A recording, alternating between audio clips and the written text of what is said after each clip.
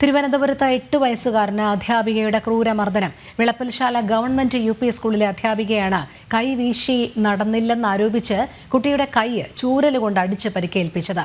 വിവരം പുറത്തു പറയാതിരിക്കാൻ സ്കൂളിലെ മറ്റ് അധ്യാപകർ പണം വാഗ്ദാനം ചെയ്തതായും കുട്ടിയുടെ മാതാപിതാക്കൾ ജനം ടിവിയോട് പ്രതികരിച്ചു. ജനം എക്സ്ക്ലൂസീവ്.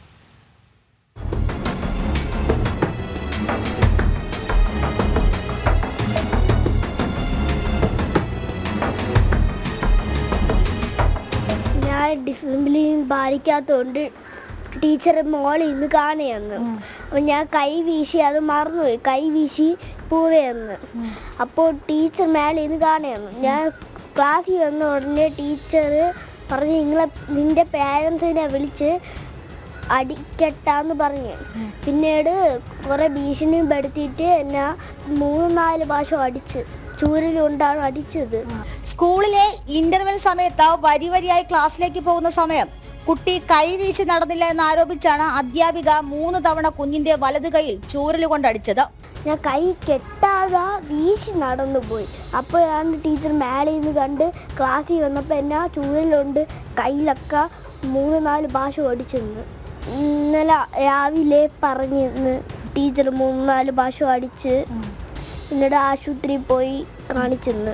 കയ്യിലെ നീര് ശ്രദ്ധയിൽപ്പെട്ട കുട്ടിയുടെ അമ്മ വിവരം തിരക്കിയപ്പോഴാണ് ടീച്ചർ മർദ്ദിച്ച കാര്യം പുറത്തറിയുന്നത്. സ്കൂൾ വിട്ട് വന്നപ്പോഴത്തേക്കും കയ്യിൽ നല്ല നീരുണ്ടായിരുന്നു. ഞാൻ ചോദിച്ചത് എന്താണ് നീര് പറഞ്ഞു. അമ്മ ടീച്ചർ എന്നെ അടിച്ചെന്ന് പറഞ്ഞു. അപ്പം രാത്രിയായപ്പം അവന് കൈ പൊക്കാൻ വയ്യ, ഭയങ്കരമായിട്ടുള്ള നീരായിരുന്നു.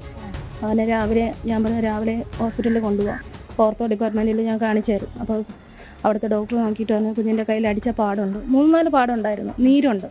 അപ്പോൾ കയ്യിൽ ബാൻഡേജ് ഇടണം, എക്സ്റേ എടുക്കണമെന്ന് പറഞ്ഞു. എക്സ്റേ എടുത്ത് നോക്കിയപ്പോൾ പൊട്ടലൊന്നുമില്ല, നല്ല ചതവുണ്ട്, നല്ല നീരും ഉണ്ടായിരുന്നു കയ്യിൽ.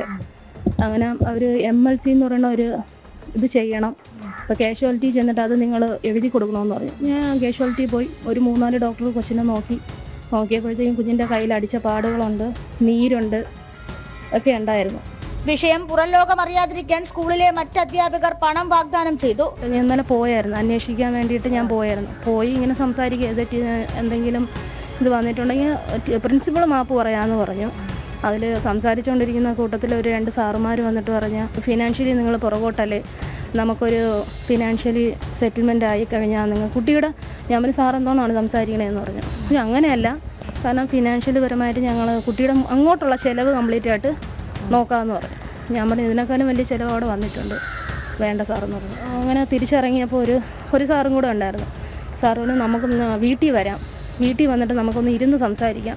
ഞാൻ പറഞ്ഞു വേണ്ട സാർ എന്ന് പറഞ്ഞു. അതല്ല, അങ്ങനെയല്ല, നിങ്ങൾ സാമ്പത്തികമായിട്ട് പിന്നോക്കം നിൽക്കുന്നതല്ല, നമുക്ക് നോക്കാം, നമ്മൾ വേണ്ടെന്ന് പറഞ്ഞിട്ട് ഇങ്ങനെ ഇറങ്ങിയാണ്. കുട്ടി തൈറോയ്ഡ് പോലുള്ള അസുഖങ്ങൾക്ക് ഹൈ ഡോസ് മരുന്ന് കഴിക്കുന്നുണ്ട്.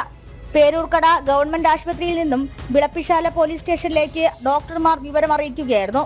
അധ്യാപികയ്ക്കെതിരെ വിളപ്പിശാല ഗവൺമെന്റ് UP സ്കൂൾ അധികൃതർ ഇതുവരെ യാതൊരു നടപടിയും സ്വീകരിച്ചിട്ടില്ല. ജനം, തിരുവനന്തപുരം.